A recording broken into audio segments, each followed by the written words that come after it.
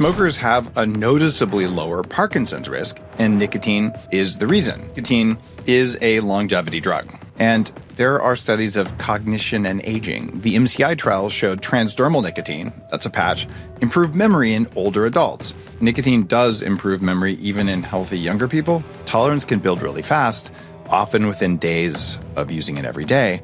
But if you're keeping it to that under you're unlikely to have that happen. On my nicotine journey, I used per day for 5 years straight without getting any dependence. And it was magic 4 hours when I did it. I want to get into some real world use templates. Like, how would you use this stuff? You're listening to The Human Upgrade with Dave Asprey. This is part 2 of the nicotine episode of The Human Upgrade. And up to this point, you've kind of learned the entire landscape. So you understand what nicotine is and why nicotine is not equal to smoking. And you've learned how nicotine locks onto nicotinic receptors and how it sharpens your attention, your motivation, and all the evidence behind anti-inflammatory signaling pathways. And you've learned the real benefits backed by human data and how there's this inverted U-curve. So using too much isn't good for you, and using nothing isn't really good for you. And that there are real risks. You can be addicted, especially above 10 milligrams a day, higher blood pressure, bad sleep, insulin sensitivity, and why context matters. Nicotine is a powerful substance. And you've learned the delivery methods. You can use a spray, gum, patches, and why you don't want to vape and why you don't want to smoke. And you've also learned how speed of absorption drives, are you going to get addicted or not? And also whether you're going to go on a little journey or not. Because things like Hape, which hit very quickly, you can have a beautiful experience, but if you do it all the time, you're going to want a beautiful experience every day. So now it's time for the part that most people skip. It's how do you apply all this stuff in a way that's intelligent and useful for you? So anyone out there can try nicotine. Just put one of those little plastic-laden pouches in and see what happens. You'll probably throw up. But very few people talk about how you can dose nicotine, how you can time nicotine, why you might want to stack with other compounds, why you might want to cycle it, and how to stay in control so you don't become heavily addicted. So that's what this episode's all about. First of all, just like with caffeine, there are genetics that control how fast you clear nicotine. CYP2A6, or CYP2A6 is how cool people talk about it, is a gene. And that gene controls metabolic speed of chewing through nicotine quickly. So if you're a fast metabolizer, you'll have shorter effects and you're going to want to redose. And slow metabolizers keep nicotine for longer. So they feel it harder and they have a high risk of side effects. So depending on your genetics, 1 milligram may be really strong for you, or it may just last for a half hour and it was kind of cool. The same thing, imagine 2 people drink coffee. Got my danger right here so I can record this episode for you. Well, one feels it for an hour, the other one feels it for all day. That's your nicotine metabolism. It's your liver speed that changes everything. And if you have your genetic testing, you can look that up. There's also something called NMR, which is nicotine metabolite ratio. And this is the ratio of 3-hydroxycontinine to continine. This is something you could measure in saliva or blood, which is an estimate of your CYP2A6 activity. If your ratio is high, you're a fast metabolizer. If it's low, you're a slow metabolizer. So you could think of this NMR lab test as a speedometer for how quickly you burn through nicotine, or you could just look up your genetics and see which of those alleles you have. Or if you're like most people, you may not have your genetics and you're not going to get a special nicotine test because, hey, life is too short to spend all your time waiting to get blood drawn, even though I'm going to be helping you with that with Axo.health. So what should you do? You could actually try nicotine at a very low dose and see how long it lasts, which is probably going to be a pretty good sign of how you're doing, but these are the mechanisms behind it. Use it earlier in the day for deep work. And just like caffeine, even if it's within 8 hours of bedtime, well, you might have some issues with it. A lot of people use it right before bed, but they're regular users and their receptors are acclimated to it. And if you're sensitive to the patch, or if you have lots and lots of dreams, nicotine 3 hours before bed or right at bedtime could either stop you from sleeping or it could give you pretty crazy dreams. And if you were to say, drink a big thing of Danger coffee and take some nicotine here how about I do a lozenge while we're talking? 1.5 milligrams. It's going to melt over the next maybe half hour. If you do something like that, it's going to make you really focus. But if I drink 3 coffees and I use 6 milligrams of nicotine, I'd probably get a bit edgy. But the combination of caffeine and nicotine is one of the most potent cognitive enhancers you could ever experience. If you want to write, 9 major books, including 4 New York Times bestsellers and a bunch of other bestseller list things, maybe nicotine and caffeine are something you should consider. At least it worked for me. Here are some things that you could take with nicotine that could change your experience and enhance your experience. Remember, we're using nicotine as a stimulant and as a cognitive enhancer and as a nootropic, and possibly as an exercise enhancer. So you could take theanine, same as you might with coffee, 1 to 200 milligrams. It's going to smooth out stimulation if you just get too wired from nicotine or coffee. You can take something called acetylcholine, CDP choline is another name for it, or alpha GPC. And that's something I'm less a fan of, but I use it just at very low doses. That'd be about 150 milligrams. These things support acetylcholine. So if nicotine gives you a headache or brain fog, you probably need more choline. If you're working under a heavy workload, and like me, I've just been on more constantly for the last 6 months than I ever have been in my life. It's just been constant productivity, not anxiety, just go, go, go, go, go, and getting a lot done. So to do that, rhodiola, 1 or 200 milligrams, which is a part of the Motivation 101 supplement from Supgrade Labs, that gives you stress resilience under workload, which stacks well with nicotine. So if you're using Danger Coffee and nicotine, and you're saying, okay, I'm a little bit wired and I have 12 hours of work today and I have jet lag, well, that would be a good thing for rhodiola. Take rhodiola in the morning, maybe at lunch, not at bedtime. And magnesium glycinate at nighttime, if you use nicotine that day, can help with sleep disruption. Now, if you're into nootropics like me, and you have some advanced compounds like galantamine or huperzine A, these are things that boost acetylcholine, but they do it by blocking your body's ability to break it down. Don't do that with nicotine unless you're very highly experienced and you go very slowly, because insecticides work. Have you ever seen someone spray a roach with bug killer and it turns on its back and it starts twitching? That's acetylcholine out of control. Too much acetylcholine equals muscle tension, and you just don't want that. So don't block your body's ability to break down acetylcholine. Just give it more acetylcholine precursors like CDP choline. Acetylcholine is an important neurotransmitter because it's how your brain pays attention and gets energy. So a small boost of acetylcholine sharpens you. But if you turn all of it on, it's like every light in the house is on at once. It's overwhelming. It's messy.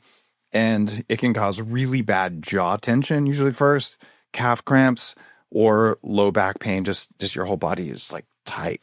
Too much acetylcholine is also a source of nausea. It can make you sweat and have brain fog and irritability. If you do that on nicotine, it's just going to be even worse. So start slow on your nicotine and use these things to smooth it out. And sometimes 1 milligram is all it takes. On my nicotine journey, I used 1 milligram per day for 5 years straight without getting any dependence. And it was a magic 4 hours when I did it. In fact, you're probably better off using, as I've said earlier, 5 milligrams or less on a normal day, and on an intense day under 10 milligrams. If you always religiously keep it there, I don't think you're likely to have any sort of physiological dependence. You might get some psychological. You go above 10, especially on a regular basis, and if you want to stop it, you're going to get some pretty interesting side effects we'll talk about. Now, let's talk about nicotine tolerance and dependence and control. Because I see a lot of people who are just sucking on Zen all day long, and I don't think that's good for you. And I've gone through phases where I probably overuse nicotine, especially when I'm traveling really heavily, because I really like nicotine. So understand sometimes I may have gone way too far on that for brief periods of time because, well, I did. Tolerance can build really fast, often within days of using it every day. But if you're keeping it to that under 5 milligrams, you're unlikely to have that happen. It's only when you start taking 6 milligrams or 12 milligrams at a time, that's not really going to work because your brain starts making more receptors over several days. Think of it like nicotine's a loud coworker. And the first time you notice everything that they say, you hear them every day, and eventually they're just always talking. Just kind of tune them out. And that's why cycling nicotine matters. Like maybe you take off a day, but you don't go to these high days. Maybe you have a high day and a low day. And if you've started using it every day, especially above 10 milligrams, listen to this. This is important. Step down the dose and frequency. You can use a nicotine patch for a little while to smooth your landing. Make sure you get extra sleep, extra hydration. Nicotine has a physiological period of about 2 to 3 days, same as caffeine. If you quit coffee cold turkey, you get headaches for a couple of days, and then you're fine. The problem with nicotine is it actually is really psychologically addictive. So you want it because it actually feels good and it works really well, and it helps your mitochondria. So you might still have thoughts about it, but the physical symptoms will peak after 3 days if you've been on low dose. If you're on very high dose and you go cold turkey, you are likely to have whole body intense muscle cramping, like really intense. And it can stay on sometimes for months. I had a friend whose whole abdominal cavity was just rock hard all the time because he got tension there. I went from, 40 milligrams a day down cold turkey a few years ago, and I was figuring this stuff out. I have never had muscle cramps in my life like that. I don't normally get strong muscle cramps. At least I did when I was a kid, and I didn't know about magnesium. But holy crap, this was 10 out of 10 pain, and I've had my bone marrow taken out. So if you want to go cold turkey, get some patches. It's not that big of a deal. Just ramp down and you'll be fine. Do not go cold turkey if you're on high dose. I did mention if you have your last dose, maybe before 4 o'clock, well, you're going to be tempted to have one after dinner because, well, nicotine's really great. And every movie made from the 80s and before, people smoke after sex. That's just how you do it because the combination of nicotine and oxytocin, that's a really good feeling. So there will be times when you do it at night, but it might affect your sleep. And so you should do it in the early afternoon, but you might not. And if you're a Burning Man, you're probably going to do more of it. Just don't keep doing more of it. So keep your uses at each time to 0.5 to 2 milligrams per dose. And if you feel like you need more per dose, something's off. Look at your sleep, look at your nutrition, look at all these other episodes, look at your stress levels. If you do 2 milligrams, you wait a half hour, do 2 milligrams, wait a half hour, do 2 milligrams. You're going to have a really good time if you don't get nauseous from it. But after that, you're at 6 milligrams. You're probably done for the day. So just keep that in mind. If you're using lozenges, what you can do is you just put the number of lozenges you're allowing yourself that day into your pocket, and that's all you've got.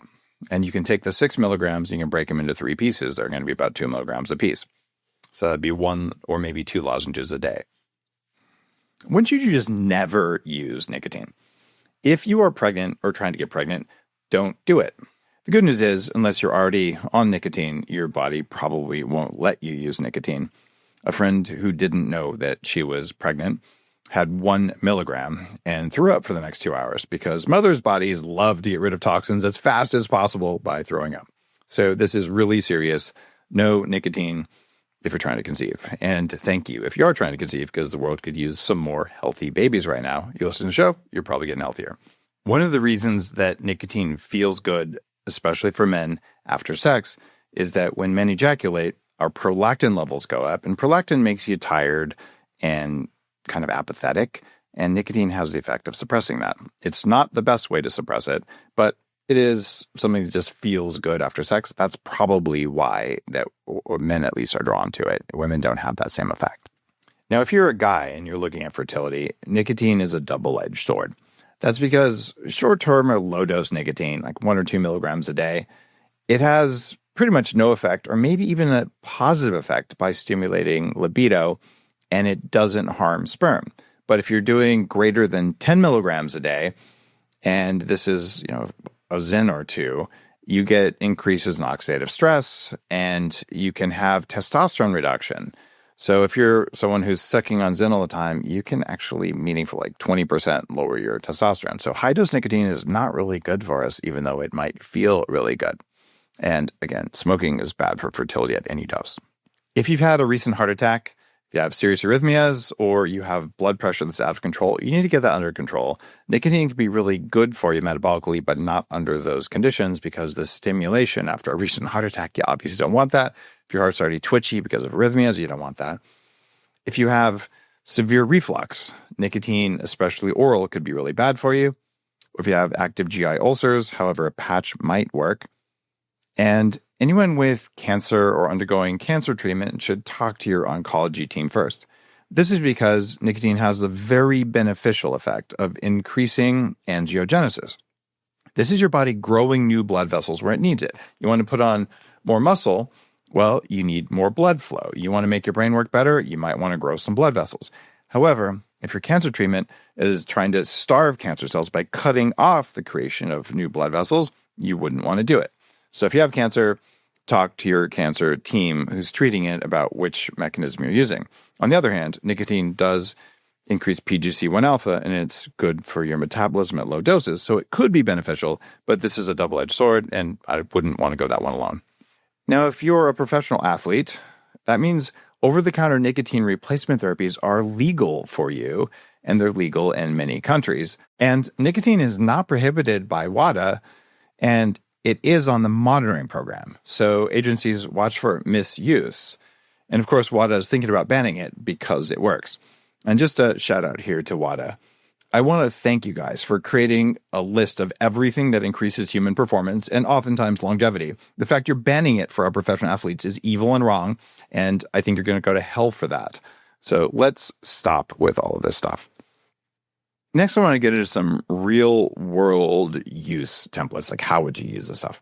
First of all, many nicotine products contain artificial sweeteners or microplastics, especially artificial sweeteners. I am not a fan of those. I've been opposed to those for a very long time.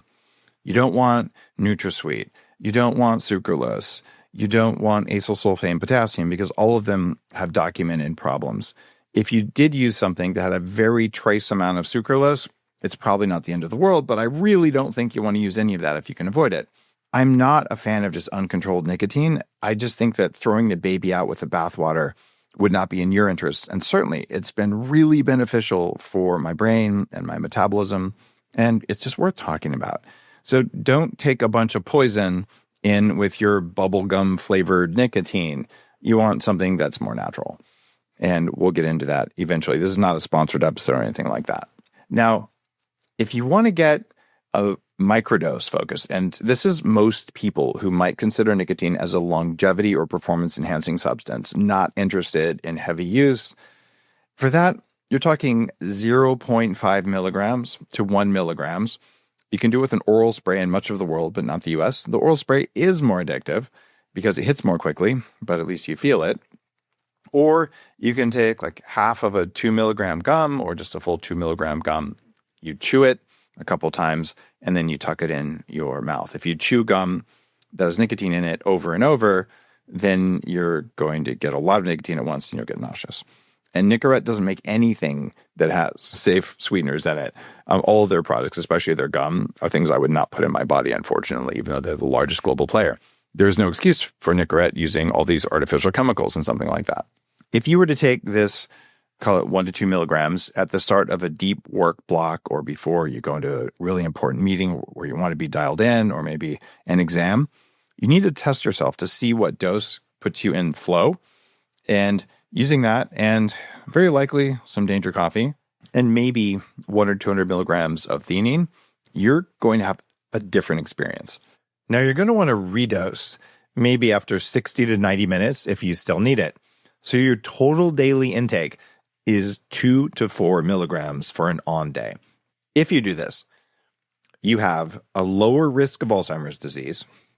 You'll have more PGC1 alpha. You'll have had a really productive day, and you have a very low risk of dependence. If you were to do that and not do it every single day, the benefits far outweigh the risks. And this is the best way to use this. And I did it this way, or 1 milligram per day, most of the time for 5 years with no addiction whatsoever, keeping it low. And it was after that I got into some problems because I thought my brain really likes it. I'm just going to use it more. If you're going to have a big presentation or a long podcast, today I have 7 long podcasts. And yes, I can do that because I do my nicotine and I do my danger coffee and a whole bunch of other nootropics I've covered in other episodes.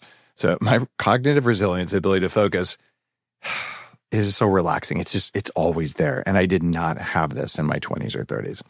And it's not just from nicotine. It's not just from coffee. It's from optimizing mitochondrial function and neurochemistry. But oh my God, what a gift. So if you're going to do that long presentation, you're going to be going for like 90 minutes straight. You need to be fully focused, fully engaged. I like to do 1 milligram of spray because it hits quickly. I would do that 10 minutes before I start, or I could chew a little bit of toxin-free gum and just tuck it in, let it soak in. And then you want to keep some nearby. So if you, in the middle of it, you're going, oh man, I'm starting to feel less focused. I'm having a hard time just being in flow. Do 1 more. If you're having a hard time sleeping, you don't really want to do this after lunch. So it's kind of the same protocol, but it's that you might a half hour in say, I need a little bit more. And oh my gosh, maybe you didn't sleep last night. So you have 3 milligrams or 4 milligrams during that time. That's totally fine. Fast entry to the system works better. Now, I've kind of mentioned pouches a few times. Don't use the pouches because of the plastic that's in them. If you're into biohacking, you're also into longevity. And that means that putting microplastics in your system will drop your testosterone, your other sex hormones, and it's just not good for your brain. So I'm really concerned about that. It's the fabric that's in those things that's the issue. Now, let's say that you are traveling over the Atlantic and you know you're going to have jet lag. As a matter of fact, I owe you an episode on jet lag because I have mastered it. I don't get jet lag anymore. And it's so cool. And anyway, let's say you don't know how to do that yet. Let's just say you have a really crappy day. You didn't sleep last night. You're jet lagged, whatever. You can get a 14 milligram nicotine patch and you can put it on when you wake up. Now that's 14 milligrams that enters your body over a 24-hour period. I usually put it here on my shoulder. And that works pretty well. But you take it off by mid-afternoon, which means you had 14 milligrams, you had it on for 25% of the day, you got 25% of the dose. And if you're still flagging after that, maybe you do a little bit of nicotine gum or a nicotine lozenge and just stop at 3 o'clock so you get some sleep that night. And let's say, like most people, you've drifted into doing it daily and you're saying, all right, I'm doing a little too much. I want to back off. So you stop doing oral and you move to the patch and you put the 7 or 14 milligram patch on. You usually start with 14. And you do that for 3 to 5 days and you don't use anything oral. If you want to be really fancy about it, get a locking time lock safe. They have ones that are cheap. And you just set it for 7 days and throw your nicotine in there. It'll be locked up. And then you just don't have to think about it. If it's not locked up, you'll probably think about it. And you might even use it. They tell you on all the patches, do not cut the patch. That's because they make more money when you buy small patches. I take the 14 milligram patch and I cut it in half. And now I have a 7 milligram patch. So first week, I'm going to use 14 milligrams. Second week, I'm going to use 7 milligrams. And on that week, you need to focus heavily on creatine. And you go to daveasprey.com/creatine for my favorite creatine. And make sure you hydrate the crap out of yourself. daveasprey.com/electrolyte for my favorite electrolyte. Of course, I put discount codes in there for you. That way you can just always find it. And you don't need to go lift heavy and destroy yourself in the gym. You probably won't want to. So go for a walk or something. Get in the sun. Get some sleep. You're really going to feel most symptoms when you withdraw from nicotine in the first 3 days. After that, it's like, I kind of wanted that, but you aren't feeling like you're a zombie. So you manage that with a patch. And here's some things you can do with your biohacking lifestyle stuff that multiply the effect of nicotine. Try 1 milligram of nicotine when you're fasting in the morning or you have a low carb morning. So say you put some butter, maybe some MCT oil in your Danger coffee, and you put that 1 milligram, 2 milligrams of nicotine orally. And wow, that is just a morning to remember. You can do it with red or near infrared light in the morning, anchors your circadian rhythm. You got that acceleration in the morning, and that means you're less likely to use it in the evening. And you can do normal things like, moving every hour and things like that. And look at your heart rate variability from your fitness tracker and look at what happens with your sleep if you're using nicotine that day or not using it, and try it in the evening and look at what happens. The same thing, you drink a glass of wine, you can see what happens to your sleep. Take nicotine before bed. If you can fall asleep, then you know you're probably addicted. And if you do fall asleep, your sleep won't be as good. Here's why nicotine is a longevity drug. I did my first podcast with Dr. Nicotine from Vanderbilt University something like a decade ago. And I wrote about this in the New York Times bestselling book, Headstrong, about cognitive function. And I looked at all the research on neurodegeneration, and the idea is do things that stop neurodegeneration and lower your risk so you don't die of Alzheimer's or Parkinson's or something like that. And smokers have a noticeably lower Parkinson's risk, and nicotine is the reason. And receptor stimulation protects dopamine neurons in preclinical data. Now, these are smokers, so they're getting all the oxidative stress, all the bad things, and nicotine. Don't smoke. But if your family is at risk of Parkinson's, there is definitely an argument that you should at least wear a 7-milligram patch or do some oral nicotine. There are studies of cognition and aging. The MCI trial showed transdermal nicotine, that's a patch, improved memory in older adults. And this is probably because as you get older, you drop in acetylcholine levels. Problem is we need to replicate that study for everyone to believe it, but that's how it works mechanistically. And nicotine does improve memory even in healthy younger people. So there's a case for memory if you have brain fog. From a mitochondrial perspective, and if you've been listening for a while, you know that I'm a mitochondrial fetishist, and I think mitochondria are really at the core of a lot of our consciousness, our ego behavior, and our willpower and our energy.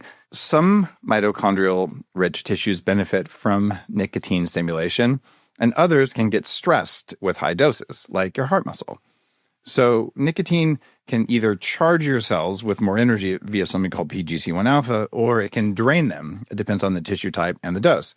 This is why 10 milligrams or less on a regular basis is a really good idea, and why going into these heavier doses is not a good idea, even though, yes, I have done it. Now, this is where it gets controversial. So many people hear nicotine, and in their brain, they think tobacco and smoking, and they smell the cigarettes, and they get a revulsion to it. Guys, in your consciousness, separate nicotine from smoking. They are simply not the same thing. Smoke is full of bad stuff. There's 1,000 chemicals in smoke that are not in pure nicotine. Nicotine is not a DNA mutating carcinogen, but smoke is. But, as I mentioned earlier, nicotinic receptors promote blood vessel formation. And if you have tumors that are relying on growing new blood vessels, that can be a problem, at least in some models. So if you have cancer, you should be tracking yourself with whole body MRI or other testing things and working with your oncologist. And if you've had cancer, you should get an annual whole body MRI.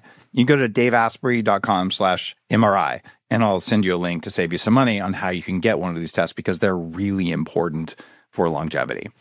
And if you haven't had cancer, you should still do it every couple of years because it tracks changes. Now, here's where it gets really interesting at the cutting edge of research on pure nicotine, not smoking. Schizophrenia. Nicotine patches have improved something called sensory gating in some studies, and that could be helpful for schizophrenia. I think if you have schizophrenia, you ought to be under medical care, and you don't want to just self-medicate all willy-nilly, but watch your circadian rhythm and ask your doctor about nicotine because the studies are interesting. You'll also find that there are a lot of schizophrenics who smoke. In fact, a lot of people who smoke are self-medicating for something else that is present, and it's ADHD. ADHD is so common, and some trials, they're pretty small, suggest attention benefits and at least some ADHD types. I think if you have ADHD, nicotine will probably feel really, really good for you. It's very likely, but you're also at higher risk of overusing it. And this whole episode is about how to use it without falling into the levels that can be actually not good for you. Now, if you have IBD and autoimmune issues, interesting. Alpha-7 receptor agonists can calm gut inflammation. And what do you think nicotine is? So it turns out that in some models, low doses of nicotine could calm gut inflammation and help with autoimmunity. Right now, in the world of Parkinson's research, they're looking at selective nicotinic agents. So these are basically subtypes of nicotine that could support dopamines in the part of the brain that fails first in Parkinson's. So there's some very interesting things to pay attention to here. Now, this is interesting because if you have IBD and you have GERD, would oral nicotine be good for you? Probably not, but the patch might be. And when it comes to Alzheimer's, here's what's happening now. The National Institute of Aging has funded a multi-center study called MIND. that's coordinated by Dr. Paul Newhouse at Vanderbilt, who first proposed the mechanism in 1986 that nicotine, not smoking, helps Alzheimer's, because he observed that and then tested it for many years. And he's never used nicotine himself because he doesn't want to make the study biased, which is kind of cool. This is a large 2-year double-blind trial testing daily nicotine patches in mild cognitive impairment, which is the first stage of Alzheimer's, to determine their functional benefit. It's underway right now. So let's see what happens with that. But I would absolutely say if you have Alzheimer's or a relative with Alzheimer's, if you put a 7 or 14 milligram patch on their arm and then they suddenly become lucid and you can talk to them again, that's pretty good evidence that it's doing something. And if you were to stack that with some ketones, go to daveasprey.com/ketone, and I'll tell you my favorite one to get your discount code and all that.